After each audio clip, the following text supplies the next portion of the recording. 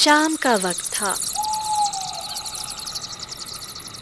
मोहन और विष्णु कब्रिस्तान के विशाल लोहे के द्वार पर खड़े थे। भैया, हम यहाँ कब्रिस्तान के पास क्यों आए हैं? मोहन, तुम्हें इस कब्रिस्तान के अंदर जाना होगा, तभी हमारी किस्मत में लिखा दुख मिटेगा। नहीं भैया, मैं कभी इस जगह के अंदर नहीं जाऊंगा। अगर आप चलेंगे तो मैं भी चलूंगा। मैं नहीं जा सकता मोहन, मैं सिर्फ तुम्हें जाने को कह सकता हूँ। जो काम वहाँ है वो सिर्फ तुम ही कर सकते हो। क्या सच में कोई और रास्ता नहीं है भैया? अगर तू चाहता है कि मैं और तेरी भाभी जिंदा रहें तो तुझे इस कब्रिस्तान में जाना ही होगा। फिर डरते डरते मोहन जैसे ही पैर कब्रिस्तान के अंदर डालता है, तभी पूरा दृश्य अचानक बदल जाता है। रामपुर गांव में विष्णु अपनी पत्नी मीना और छोटा भाई मोहन के साथ रहता था। फिर एक दिन दोपहर का वक्त था। घर के अंदर से चिल्लाने की आवाज आ रही थी। देखो जी, बस बहुत हो गया। अब मैं और बर्दाश्त नहीं कर सकती हूँ।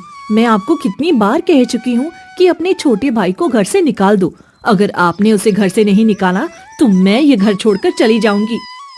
अरे भाग्यवान, तू ये कैसी बातें कर रही है? ये घर और जमीन में उसका भी हक है। कैसे मैं उसे घर से निकाल दूं? सब क्या कहेंगे? अगर आपको उसकी इतनी फिक्र है तो आप ना मुझे छोड़ दीजिए। मैं आपके साथ नहीं रह सकती हूँ। मुझे वो बिल्कुल बर्दाश्त नहीं है।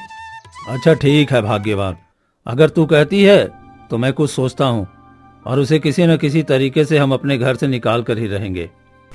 इतने में मोहन वहाँ आ जाता है। भैया भैया, मैं खेत का सारा काम निपटा दिया और वो जो खाद डालना था ना, मैंने वो भी डाल दिया है। अच्छा ठीक है, तुमने सारा काम कर लिया है। देख, घर का जलावन भी खत्म हो गया है, तो जाकर जंगल से लकड़ियां ला दे ताकि शाम का चूल्हा जल सके। ठीक है भैया, पर मुझे भी बहुत भूख लगी है। कुछ खाने को मिल जाता तो मैं चला जाता। घर में खाना खत्म है और वैसे भी जलावन नहीं था तो खाना कैसे बनता? पहले लकड़ियां लेकर आओ, फिर खाना बनाऊंगी। मोहन उदास होकर चल देता है। अरे, तुमने ये झूठ क्यों बोला? घर में खाना तो पूरे 4 लोगों का पड़ा है। मैं उसे एक वक्त का खाना भी नहीं देना चाहती हूँ।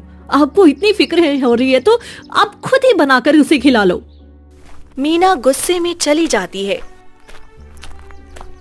मुझे कुछ न कुछ करके मोहन को घर से निकालना ही होगा, तभी मेरे घर में सुख शांति बनी रहेगी।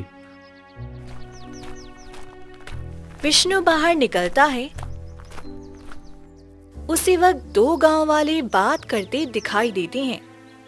अरे तूने सुना? हमारे गांव की सरहद पर जो एक कब्रिस्तान है, उसके पास से 2 व्यापारी आ रहे थे। सुना था कि 2 दिन वो उसी कब्रिस्तान में रहे और अचानक वो पागल होकर वहीं पर मर गए। ये तुम कैसी बातें कर रहे हो पंकज? भला ये कैसे हो सकता है? आखिर वो कब्रिस्तान में पागलों की तरह कैसे था और मर कैसे सकता है? तू नहीं जानता, हमारे दादाओं ने कहा है उस कब्रिस्तान में एक माँ बेटी की आत्मा रहती है और कई वर्षों से वही है। जो भी वहाँ जाता है उसके मन को वश में कर लेती है और उससे अपना मनचाहा काम करवाकर उसे मार देती है। फिर तो वो बहुत खतरनाक आत्मा है। अगर वो हमारे गांव में आ गई तो पता नहीं हमारा क्या हाल करेगी। नहीं, वो हमारे गांव में नहीं आ सकती भाई, उसकी सीमा बंधी है। वो कब्रिस्तान से बाहर नहीं निकलती। जो उसके विस्तार में कदम रखता है ना, उसी के साथ ऐसा होता है। मुझे तो ये सुनकर ही रोंगटे खड़े हो गए। चल भाई, अब ये बात बंद कर। दोनों चले जाते हैं। ये सब विष्णु सुन लेता है। अच्छा, तो कब्रिस्तान का ये राज है। मिल गया रास्ता, मुझे अपने भाई से छुटकारा पाने का रास्ता। वो घर आ जाता है। वहीं दूसरी तरफ मोहन जंगल में लकड़ियां काट रहा होता है। तभी एक साधु वहाँ प्रकट हो जाता है। तो लकड़ी काट रहा है? अरे तेरी किस्मत अब बुरी तरह से बर्बाद होने वाली है। चला जा यहाँ से। अब क्या बोल रहे हैं साधु महाराज? मैं ठीक हूँ और मेरे भैया भाभी भी ठीक हैं। आपको क्या हो गया है? जिस भैया भाभी का नाम जप रहा है वही एक दिन तुझे मृत्यु के द्वार पर भेजेंगे। उन्हें त्याग दे और घर वापस कभी मत जा। नहीं, मेरे माता पिता तो बचपन में ही मर गए। भैया भाभी ही मेरे माँ बाप का प्यार दे रहे हैं। मैं उन्हें कभी नहीं छोड़ सकता हूँ। मोहन वहाँ से चला जाता है। इतना प्रेम करता है ये अपने भैया भाभी से, यही प्रेम इसके गले का फंदा बनेगा। मोहन घर लौट आता है।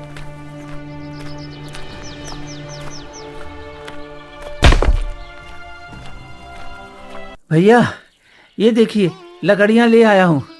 इस बार ज्यादा ही ले आया ताकि कई दिनों तक काम आएंगी। ठीक है, अच्छा किया। अब चल खाना खा ले, और भी काम है।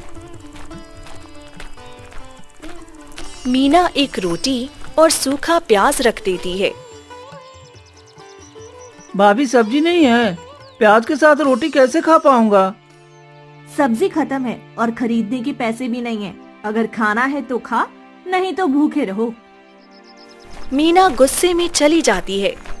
मोहन तू बुरा मत मान, भाभी का स्वभाव बस थोड़ा तेज है। ले खा ले, और उसके बाद मैं एक काम बताऊंगा, लेकिन किसी से कहना मत।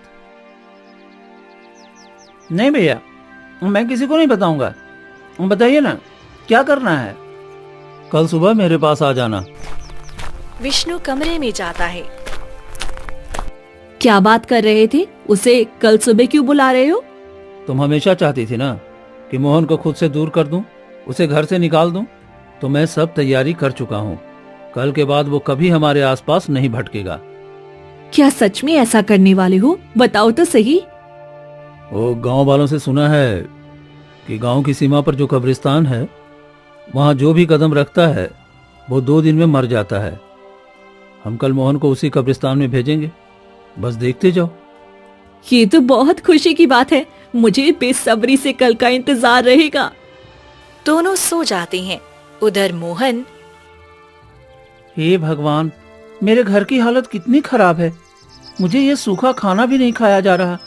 पता नहीं भैया भाभी ने कैसे खाया होगा। मुझे और मेहनत करनी है ताकि उन्हें अच्छी जिंदगी दे सकूं।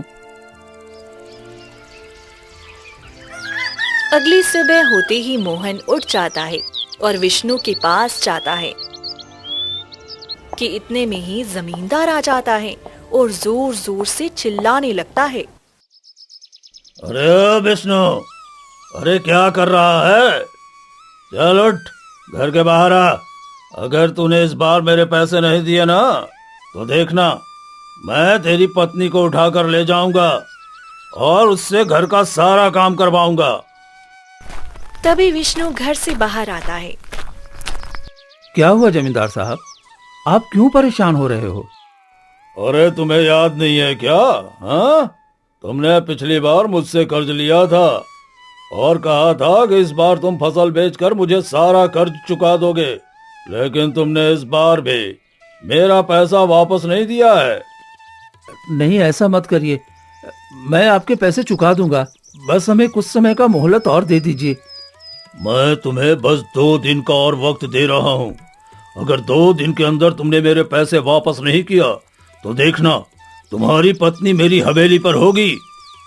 नहीं, आप ऐसा नहीं कर सकते हो। मेरी भाभी को आप नहीं ले जा सकते। मैं आपके सारे कर्ज चुकाऊंगा, चाहे इसके लिए मुझे जो भी करना पड़े। यही सही वक्त है।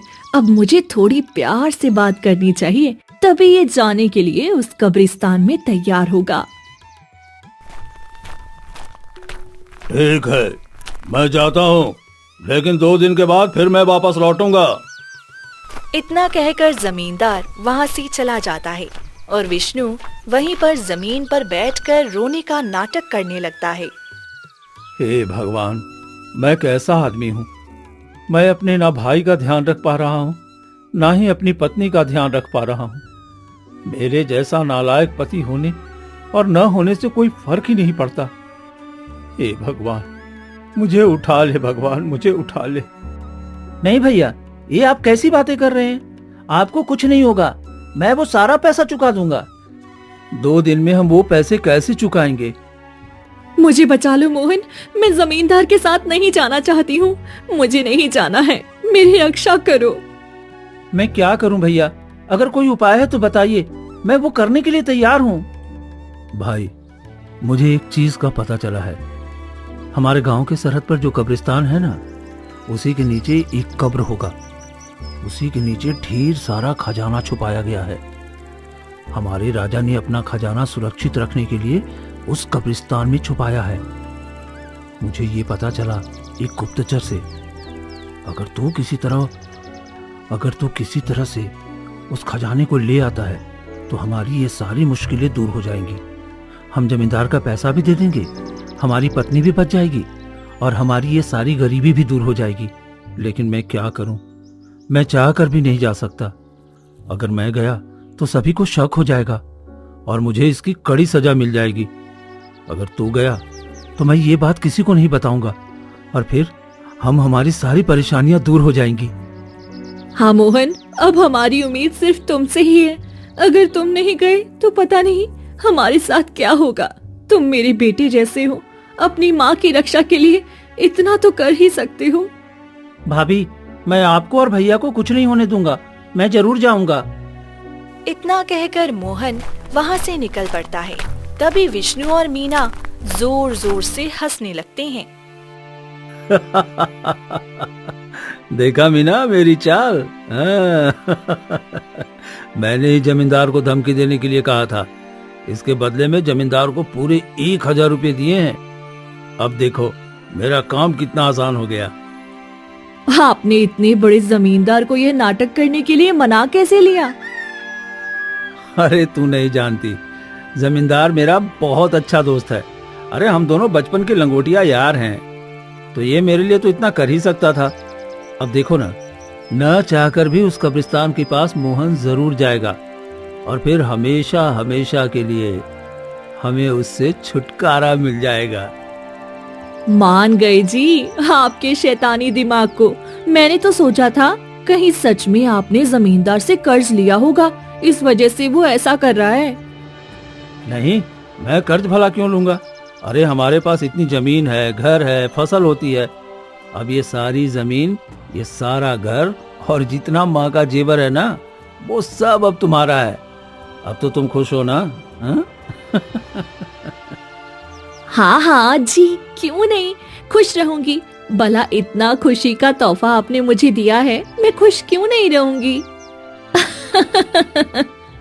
दोनों जोर जोर से हंसने लगती हैं। वहीं मोहन चलते चलते कब्रिस्तान के द्वार पर पहुंचता है। अच्छा, तो यही कब्रिस्तान है। अब मुझे वो खजाना ढूंढना होगा। लेकिन ये कब्रिस्तान इतना सुनसान कैसे लग रहा है? जैसे कोई यहाँ बैठकर रो रहा हो, पर कोई नजर नहीं पड़ रहा है। अरे उससे मुझे क्या, मुझे तो बस खजाना लेना है। मोहन अपने पाँव कब्रिस्तान में रखता है। तभी तेज आंधी और तूफान चलने लगता है और सामने एक पेड़ के नीचे एक सफेद कपड़ों में बैठी लड़की फूट फूट कर रो रही होती है। अरे ये कब्रिस्तान में एक लड़की क्यों रो रही है? वो भी इतनी शाम को कब्रिस्तान में रो रही है। जरूर कोई बात है, मुझे जाकर पूछना चाहिए। मोहन उसके पास जाता है।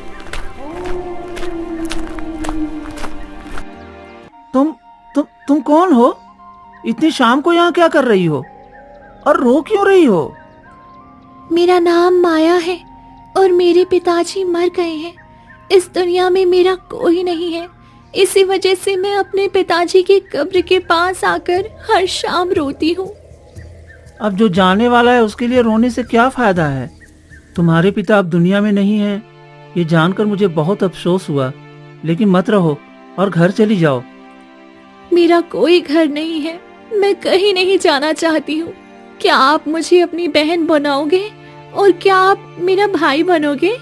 क्योंकि मेरा इस दुनिया में कोई नहीं है और मुझे भाई का बहुत शौक भी है। हाँ, क्यों नहीं? एक भाई बना, ये तो गर्व की बात है। बताओ, मैं तुम्हारे लिए क्या कर सकता हूँ? मुझे आपके साथ आपके घर जाना है और आपकी बहन बनकर जीना है। मेरी यही इच्छा है। ठीक है, मैं तुम्हें अपने साथ अपने घर ले जाऊंगा। वैसे आपका कौन है? मैं एक तरह से अनाथ भी हूँ और एक तरह से नहीं भी हूँ। मेरे माता पिता इस दुनिया में नहीं हैं, लेकिन मेरे एक भाई भाभी हैं जो बिल्कुल मुझे माँ पिता की तरह प्रेम करते हैं। तुम चलो, तुम्हें भी खुशी खुशी अपनाएंगे और तुम्हें भी एक बहन का प्यार मिलेगा। ठीक है, मैं जाने से पहले अपनी माँ से पूछ लेती हूँ। तुम्हारा इस दुनिया में कोई नहीं था, और फिर तुम कह रही हो कि अपनी माँ से पूछ लेती हूँ। ये तुम्हारी माँ कैसे आ गई? मेरी माँ है, पर उन्होंने मुझे घर से बाहर निकाल दिया है और वो मुझे अपनी बेटी नहीं मानती। लेकिन फिर भी कहीं जाने से पहले मैं उनसे पूछती हूँ। अरे ऐसी कौन सी पत्थर दिल है जो एक बेटी को अपनी बेटी नहीं मानती?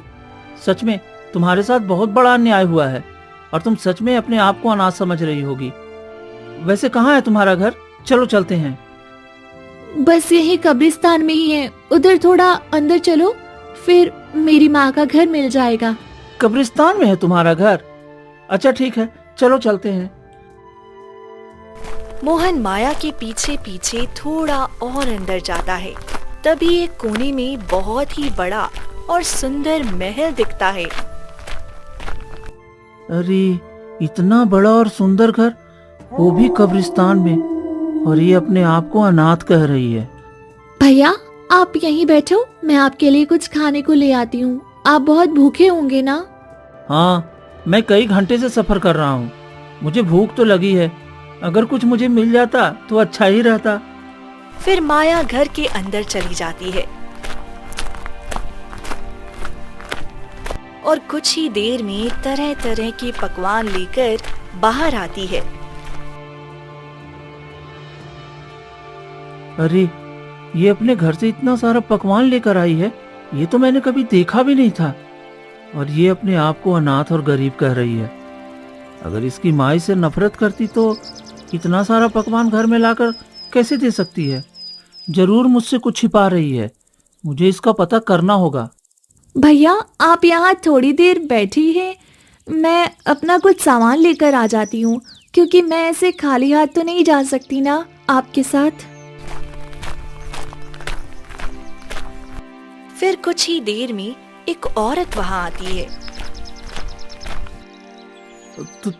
तुम कौन हो? मेरा नाम रेखा है बेटा, और ये मेरी बेटी है। ये मुझसे बहुत नफरत करती है, इसी वजह से ये खुद को अनाथ कहकर तुम्हारे साथ जाने के लिए तैयार हो रही है। मैंने तुम दोनों की बातें सुन ली थी। क्या ये आपकी बेटी है? और फिर भी इस तरह से ये अनाथ क्यों कह रही है कि ये अनाथ है, इसका दुनिया में कोई नहीं है?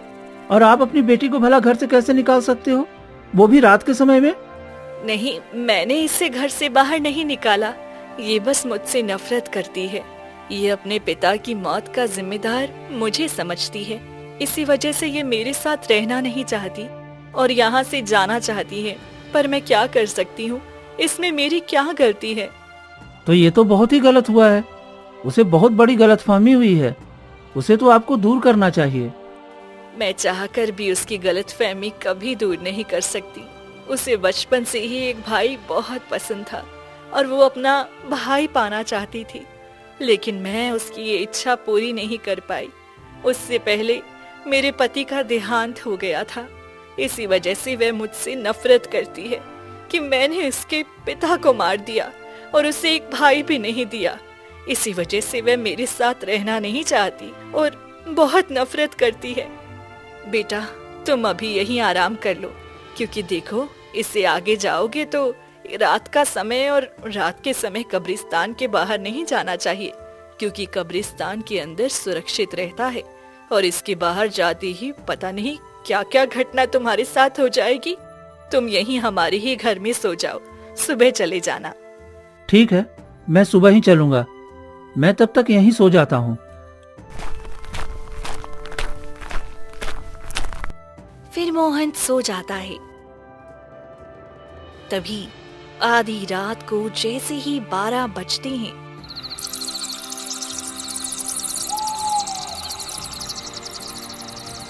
महल अचानक से गायब हो जाता है और रेखा और माया दोनों अपना भयानक रूप ले लेती हैं और जोर जोर से हंसने लगती हैं। हमारा बकरा फंस गया, अब तो हमारी इच्छा पूरी हो जाएगी बेटी। हाँ माँ, हमने जैसा सोचा था बिल्कुल वैसा ही हुआ। अब इससे हम वो काम करवाएंगे जिसके लिए हमने इसे भ्रमित किया है। अब बताओ माँ, हम क्या कर सकते हैं? जिससे कि हम इस कब्रिस्तान में नहीं बल्कि पूरे गांव पर राज कर सकें। गांव में भी हम जाकर अपना खौफ सबके दिलों में जगा सकें। चिंता मत करो बेटी, वो दिन भी अब नजदीक है। मैंने एक अघोरी से कहते सुना था कि गांव के पंडित के पास एक ऐसी काली शक्ति का किताब है, अगर वो किताब हमें मिल जाए तो हम सर्वशक्तिशाली हो जाएंगे और फिर हम जहाँ चाहें वहाँ जा सकते हैं। तब तो ठीक है, फिर सुबह होते ही हम इसे उस पंडित के पास भेजेंगे। चलो अब हम आराम करते हैं, थोड़ी देर बाद सुबह हो जाएगी, फिर हमें इसे अपना नया रूप भी दिखाना है। हाँ बेटी, क्यों नहीं। फिर गहरे अंधेरे के बाद सुबह होती है और सूरज की पहली किरण निकलते ही फिर से वहाँ पर महल बन जाता है और मोहन की नींद खुल जाती है। माया, अब चलो चलते हैं, क्योंकि मैं जो काम करने आया था वो तो हुआ नहीं। पहले मैं तुम्हें अपने घर छोड़ाता हूँ, उसके बाद मैं अपना काम करूँगा। भैया, मैं आपके साथ जाने के लिए तैयार हूँ, लेकिन उसके लिए आपको मेरा एक छोटा सा काम करना होगा। ठीक है, ऐसा क्या काम है बताओ, मैं करने के लिए तैयार हूँ। इस गांव के पंडित के पास एक किताब है जो कि काले रंग की है। आपको वो किताब लाकर मुझे देनी होगी, फिर मैं आपके साथ चलूंगी। भला पंडित के पास ऐसा क्या किताब है, और तुम किस पंडित की बात कर रही हो? देख बेटी, तू इसे अपना भाई मानती है और इसके साथ जाने के लिए तैयार भी है, लेकिन ये तुम्हारे लिए वह किताब भी नहीं ला सकता है जिससे तुम्हारे पिता की आत्मा को शांति मिल सके। इसीलिए कहते हैं कोई अपना नहीं है इस दुनिया में। वो तो मेरे मामा हैं, वो तो पूरे गांव वालों की मदद करते हैं, और मैं उनसे वो किताब नहीं ला सकता हूँ। वो भला मुझे किताब क्यों देंगे? भैया, आप मेरे लिए इतना नहीं कर सकते हो तो फिर मेरी भाई शब्द पर से उम्मीद टूट जाएगी। ऐसे मत करो भाई। अच्छा ठीक है, तुम्हें वो किताब चाहिए तो मैं वो लेकर आता हूँ। फिर आधे मन से मोहन वहाँ से निकल पड़ता है और गांव की तरफ आ जाता है, और जैसे ही पंडित के घर पहुँचता है। अरे मोहन बेटा, तू यहाँ क्या कर रहा है? और सब बता, तेरा भाई भाभी सब कैसा है? मामा, सब तो बहुत अच्छे हैं, और मुझे आपकी बहुत याद आ रही थी, इसलिए आपके पास आ गया। आप ठीक हो? हाँ, सब ठीक है बेटा, बस इन दिनों गांव में कुछ ज्यादा ही परेशानियां चल रही है, उसी काम में लगा हूँ। मैं आपकी कोई मदद कर दूँ? हाँ, बस देख ले, मेरे अंदर जो कुछ किताबें हैं उन किताबों को ठीक करके रख दे, क्योंकि मुझे अभी जमींदार के पास जाना है और उसके बेटे का नामकरण भी करना है, तो मुझे आने में थोड़ा वक्त लग जाएगा। क्यों नहीं मामा, मैं अच्छे से कर दूंगा, आप बेफिक्र होकर जाइए। ठीक है बेटा। फिर पंडित चला जाता है। यही सही वक्त है, मुझे जल्दी से वो काली किताब ढूंढना होगा। मोहन जल्दी जल्दी सभी किताबों को छानता है, तभी उसकी नजर एक काली किताब पर जाती है। लगता है यही वो किताब है, इसका पन्ना और सब चीज सही है, यानी कि यही किताब वो लोग मांग रहे थे। अब मुझे जल्दी से किताब लेकर जाना चाहिए। मोहन किताब लेकर कब्रिस्तान की तरफ निकल जाता है, तभी पंडित वहाँ आ जाता है। ये क्या, मोहन कहीं दिखाई नहीं दे रहा है, कहाँ है? लगता है किताब ठीक करके चला गया होगा। इतना कहकर पंडित जैसे ही घर के अंदर जाता है। अरे अरे, ये क्या, ये अघोर तंत्र विद्या की किताब कहाँ है? अरे नहीं, ये नहीं हो सकता। अगर ये किताब किसी गलत हाथों में लग गया तो पता नहीं इस गांव पर क्या विपत्ति आ जाएगी। अगर मोहन ने ये किताब लिया है तो जरूर वो कब्रिस्तान में गया होगा। मुझे उसे रोकना होगा, क्योंकि वो किताब सिर्फ कब्रिस्तान में ही ले जा सकता है। वहीं दूसरी तरफ मोहन किताब लेकर तेजी से कब्रिस्तान की तरफ बढ़ रहा होता है। अब बस मुझे जल्दी से ये किताब देकर ये काम खत्म करना है। और जैसे ही मोहन कब्रिस्तान में पांव रखने वाला होता है कि तभी पंडित सामने आकर खड़ा हो जाता है। अरे रुक जा मोहन, तू क्या कर रहा है? मामा जी, आप यहाँ? क्या हुआ? सब ठीक तो है ना? तुम ये तंत्र विद्या का किताब लेकर कब्रिस्तान में क्यों जा रहे हो? तंत्र विद्या की किताब? ये आप क्या कह रहे हैं मामा? अरे तुम्हारे हाथों में जो किताब है ये कोई साधारण किताब नहीं है, ये तंत्र विद्या की किताब है। अगर किसी गलत हाथ में चला गया तो इस पूरे गांव और आसपास के राज्य पर बुरा असर पड़ेगा। सारी कब्रिस्तान की शैतानी ताकत जाग जाएगी। नहीं नहीं, मुझे ये सब नहीं पता था। ये तो कब्रिस्तान में माया और रेखा नाम की माँ बेटी ने मंगवाया था मुझसे। इस किताब की सारी सच्चाई भी मुझे नहीं पता है। अरे ये माया जाल था, वो गांव के सभी व्यक्तियों को फंसाती है, और अगर मैं सही वक्त पर ना आता तो वो तुम्हें भी मार देती और पूरे गांव में मौत की तांडव करती। आज बाल बाल बच गया। चल यहाँ से, ज्यादा समय यहाँ रहना तुम्हारे लिए ठीक नहीं है। तभी माया और रेखा प्रकट होती हैं। पंडित रुक जा, तू ऐसा नहीं कर सकता है। ये किताब मुझे दे दे और चला जा यहाँ से, वरना मैं तुम्हें जान से मार दूंगी। तुम दोनों तो आत्मा हो और तुमने मुझे धोखा दिया। मुझे वो तंत्र विद्या की किताब चाहिए। नहीं, मैं खुद की जान खतरे में डाल सकता हूँ, पर पूरे गांव की जान खतरे में नहीं डाल सकता हूँ। मैं तुम्हें ये तंत्र विद्या की किताब कभी नहीं दूंगा। रेखा हमला करती है। तभी पंडित एक मंत्र पढ़ने लगता है, जिससे माया और रेखा का शरीर जलने लगता है। नहीं नहीं, तुम पंडित ऐसा नहीं कर सकते हो। मैं फिर आऊंगी और ये किताब हासिल करके रहूंगी। इतना कहकर माया और रेखा वहाँ से गायब हो जाती हैं। तुम यहाँ क्यों आए हो बेटा? यहाँ कोई भी इंसान को आना मना है। मामा, आपसे क्या छुपाना, आप तो जानते हैं हमारे भाई और भाभी बड़ी मुसीबत में थे। उन्होंने कहा था इसी कब्रिस्तान में राजा ने एक धन छुपाया है। मैं वही धन लेने आया था। अरे तू कैसी बातें कर रहा है? अरे तुम्हारे माता पिता ने पहले ही इतने सारे धन, जेवर और जमीन छोड़ कर गया है, फिर तुम्हारे ऊपर कैसा कर्ज? और यहाँ कोई राजा ने धन नहीं छुपाया है। तुम्हारे भाई ने तुमसे झूठ बोला।